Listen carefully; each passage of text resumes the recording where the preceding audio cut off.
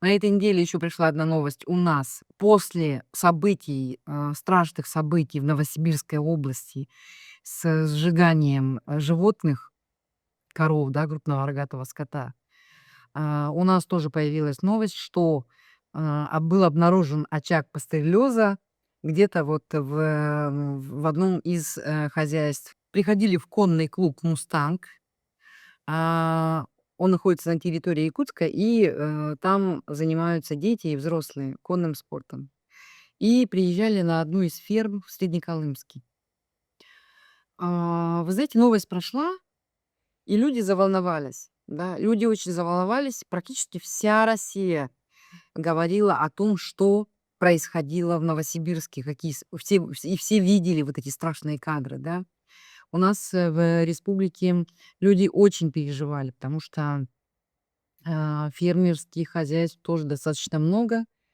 Достаточно людей живет, в улусах, да, и, многие из них держат, крупный рогатый скот.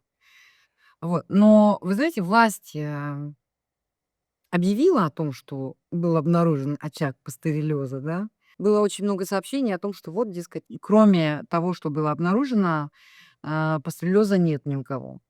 Не было обнаружено ни в одном, фермерском хозяйстве. Они откатили.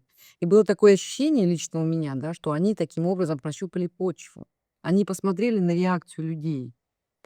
А реакция людей была, скажем так, не очень спокойная и местами даже не очень их точки зрения, с точки зрения властей здоровая, да. Многие говорили, поскольку наша республика Саха является таким достаточно охотничьим, да, регионом, практически у каждого мужчины Саха, и не только у Саха, а у каждого жителя, мужского пола в республике Саха есть, оружие. Все ходят на охоту. Мы охотничья нация, да. Все мужики умеют стрелять, и у всех есть оружие. И были призывы такие: "Не пускайте их, не пускайте, отстреливайтесь от них", да.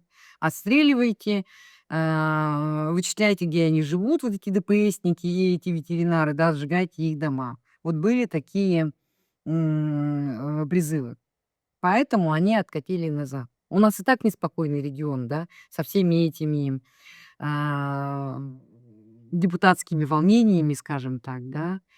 Я думаю, что они просто испугались.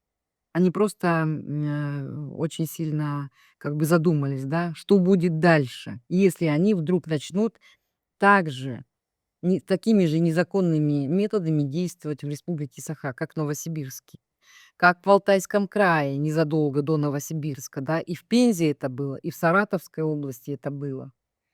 Вот. И, по-моему, в Башкортостане какие-то случаи были, и в Бурятии были такие случаи.